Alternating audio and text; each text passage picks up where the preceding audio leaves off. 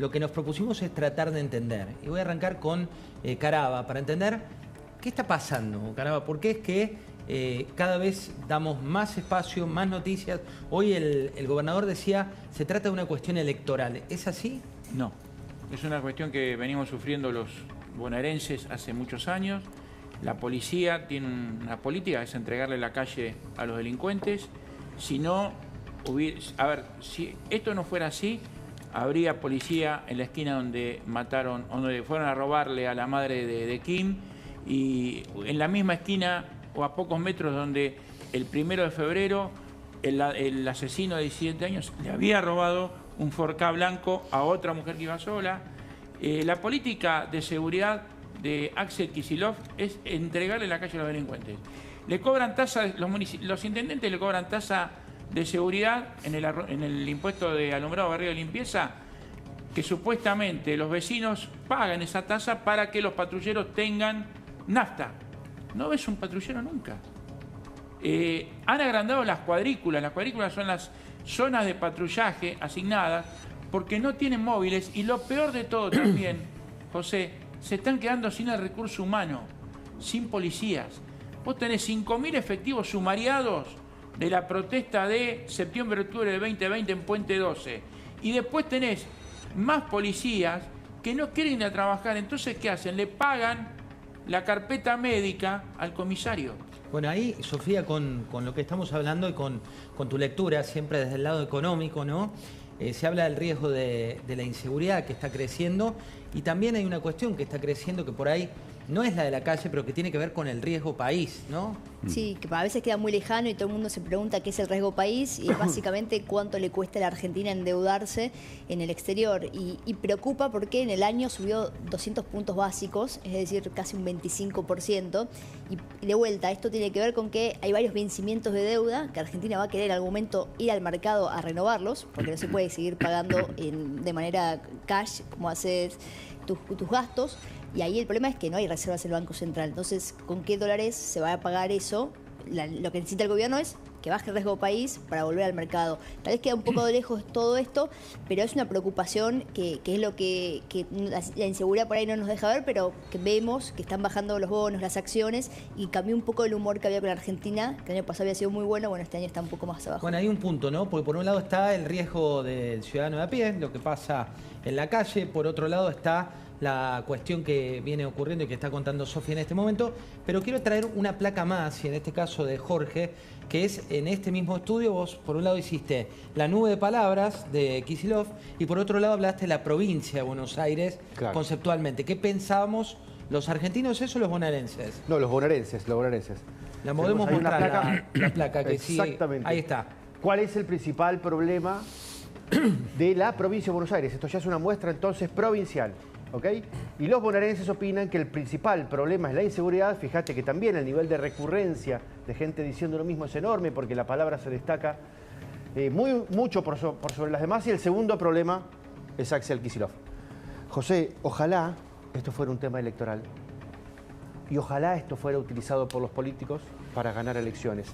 Cuando hay una demanda social y la opinión pública te cuelga de un gancho porque no resolvés esa demanda, que suelen ser temas económicos, entonces las cosas empiezan a cambiar. A los argentinos nos molesta la inseguridad, nos duele, nos quejamos patatita patatero, pero en definitiva terminamos votando por otras razones. Excepto cuando hay un crimen con niveles de tortuosidad y de sadismo, como el de Cecilia en el Chaco, o como el de María Soledad Morales en Catamarca aquella vez, relacionados más pornográficamente con la política. Este caso, José, este caso en particular, contiene mucho nivel de sadismo. ¿Por qué?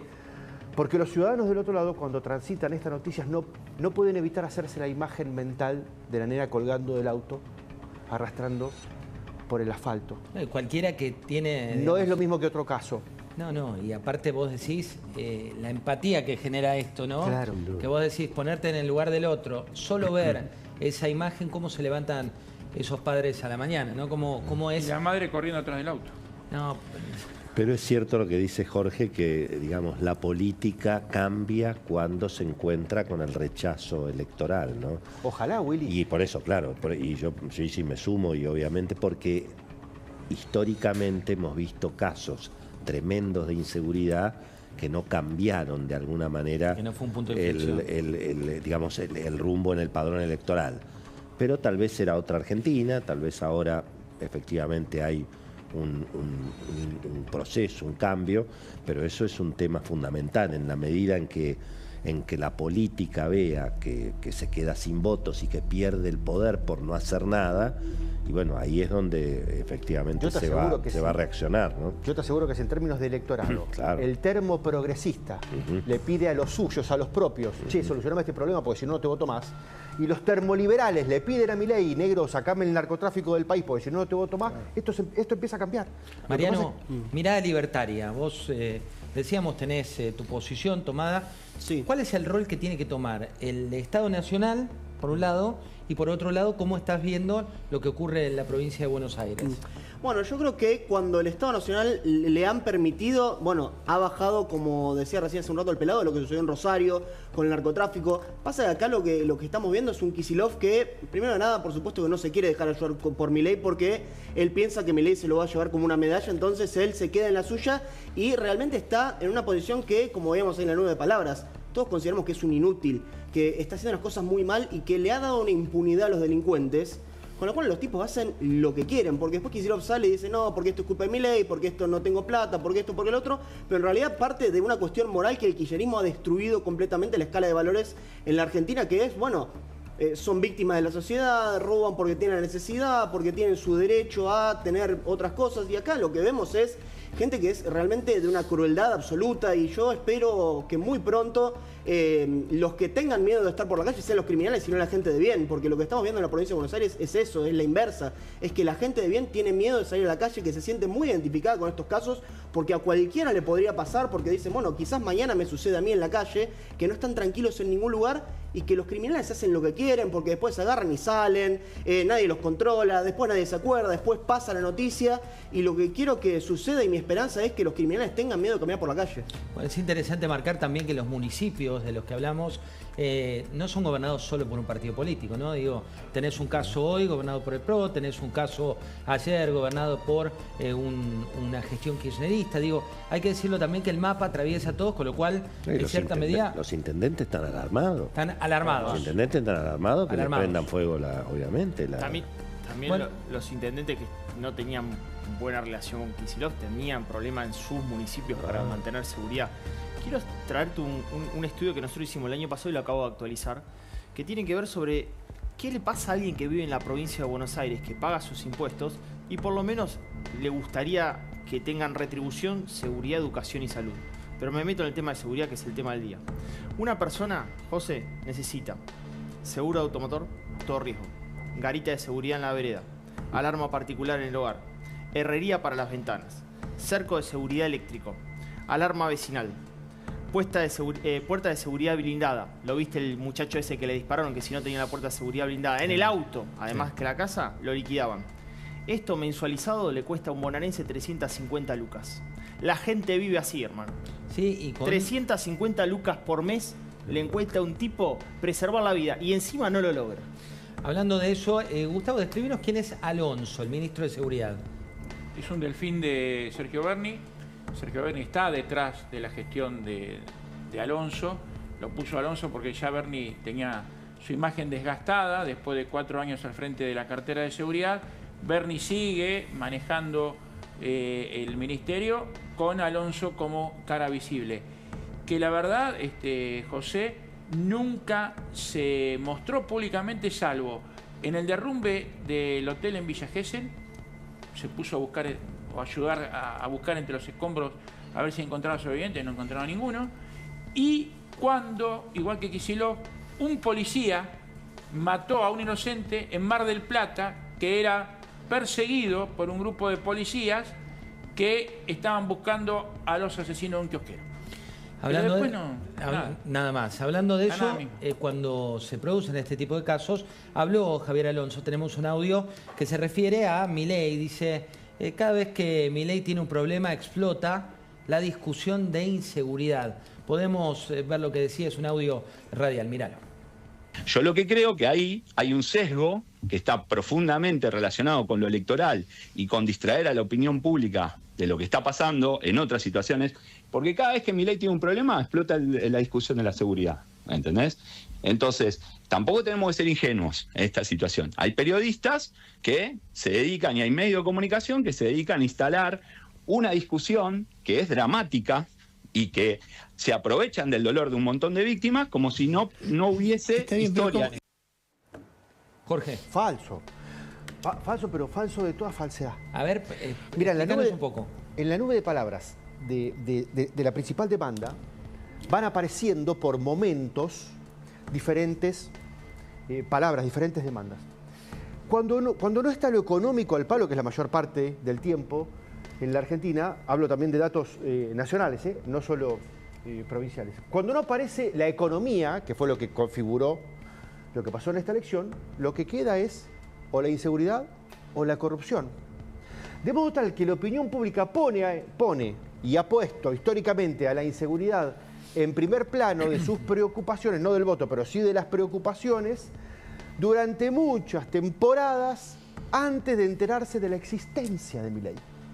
No es un problema de Milei. Esto ha aparecido en la época de Cristina, ha aparecido en la época de Macri, podría traer los datos, ha aparecido en la época de Alberto y ha aparecido en la época de Néstor, desde que yo tengo por lo menos cuenta. No, y aparecen las historias, no sé si te pasa, Willy, a vos, pero cada vez que hablamos de esto, yo me acuerdo de nuestro querido amigo Miguel Ángel Montefusco, ¿te acordás? Sí, Miguelito. Que sufrió una de estas cuestiones y lo mataron directamente. No, por supuesto, pero sí, no hay ninguna duda. Gente de bien, si las hay. Pero tal vez, no soy un especialista, pero da la sensación que hay un proceso como de rosarización del área metropolitana. De liberalización. Si querés lo que sería nuevo, pero tampoco es nuevo, acá se dijo muy bien. Esto es una situación que viene desde hace muchísimo tiempo, es decir, es una crisis que por supuesto lo que representa Axel Kicillof, desde luego que no contribuye y complica todavía más la situación. Pero acordate lo que era cuando era Scioli gobernador y hemos dicho cuando Duhalde. O sea, acá hay una historia larguísima, muy complicada, pero bueno, hay que empezar a enfrentar y hay que ser práctico. Por eso digo, yo escuché la discusión que hay ahora entre la capital y entre la ciudad de Buenos Aires por dónde alojar los presos. Bueno, yo pregunto, la ciudad de Buenos Aires, ¿por qué no puede construir cárceles? ¿Por qué no puede construir institutos de menores la ciudad de Buenos Aires? No lo hacen. Mira, hay un dato y me parece muy interesante, y para ustedes que nos están mirando vamos construyendo la matriz para tratar de entender, ¿no? Arrancamos por la posición, la visión que tiene la opinión pública, que la mostraba Jorge Giacobbe, recorrimos con Esteban algunos de los principales casos. Hay una matriz que también tiene que ver y que no justifica, pero que es tremenda, que es los sueldos de los policías que se juegan la vida para defender a la gente, los policías de bien. ¿Qué pasa ahí? Es así, porque es como todo en la economía argentina, que los sueldos no están tal vez acorde al poder adquisitivo que había hace décadas, y tenemos que, por ejemplo, la mayoría de los cargos ganan menos de 1 millón de pesos. Tenemos que, por ejemplo, arranca en 610.000 pesos. Estamos hablando acá de la Policía Federal, que es público. Un auxiliar de séptima gana 610.000 pesos. Un policía que está en la calle, por ejemplo, ¿qué cargo tendría? Es un agente. Un agente. Recién salido de la escuela. Bueno, ahí tenemos, arranca en 610.000 pesos un policía que está en la calle. De bolsillo. De bolsillo, exactamente. Y en el caso de la policía bonaerense se tiene que pagar el uniforme. Bueno. Se tiene que pagar su propio uniforme para salir protegido. Le dan un suplemento, tienen varios suplementos. Uno de ellos es el uniforme, que no le alcanza. Los borseguíes salen 300.000 pesos. Los zapatos que usa un policía, a ellos le dan 50, 60.000 pesos, 80.000. La hora Cores, que es compensación de recargo de servicio, ganan menos de 2.000 pesos, 3.000 pesos, no le alcanza ni para un alfajor. Ahora, ¿conviene hacer eso o, como vemos, usando aplicaciones y otros trabajos paralelos para compensar el trabajo de seguridad? Así mataron a Daniela Fernanda Luna, una sargento de la policía bonaerense, que la matan porque estaba haciendo de chofer en una aplicación de viaje. Bueno, pero ahí vamos a profundizar, Gustavo. Y quiero traer el corte de Marcos, el padre de Kim, cuando pide justicia. Esto es en el marco del velorio que se produjo en La Plata. Ayer veíamos, se produjeron muy incidentes, y hoy lo hablaba con el equipo de seguridad, con Fernando Rodríguez, que es nuestro editor de seguridad, que decía, cuidado que hay todas operaciones cruzadas, se tiran unos a otros, hay mucho que se se traza en el aire pero que no es real, pero lo que sí es verdad, lo que sí tiene fondo es lo que dicen los familiares, ¿no? Los damnificados. Y esto es lo que decía Marcos, padre de Kim, pidiendo justicia. Mirá. La verdad que acabo de hacer lo más horrible de todo, que es enterrar a mi hija. Tirarla ahí en un pozo. Horrible, horrible. Pero tengo un poco de tranquilidad. Yo la vi, la pude ver y ella tenía una sonrisa en la cara. Entonces me voy a quedar con esa parte. Nada, le quiero mostrar un cuadrito que ella me regaló para mi cumpleaños, ahora, el 15 de febrero. Nada, la veo y... Nada, la veo y me pone contento. El nene Ciro. ¿Qué le estás pidiendo a las autoridades, a la justicia? Le estoy pidiendo a la justicia a todo, al que le toque, que me reciba, que me escuche, que se ponga en mi lugar y que hagamos algo para cambiar. Quiero escuchar a ver por qué tienen que ser las cosas así. Seguimos tratando de darle profundidad a lo que está ocurriendo. Este testimonio te desgarra, ¿no? Si le prestás atención, lo pasamos en la primera oportunidad y ahora para profundizar en esto, porque tenés un informe, Gustavo, que dice que... Sobre cómo es la cuestión de la edad de baja de punibilidad para los menores que cometen delitos. Argentina, mira, ¿cuánto creció la cantidad de menores entre 16 y 17 años? Estos son los punibles que cometen delitos en la provincia de Buenos Aires. Año a año creció 20%.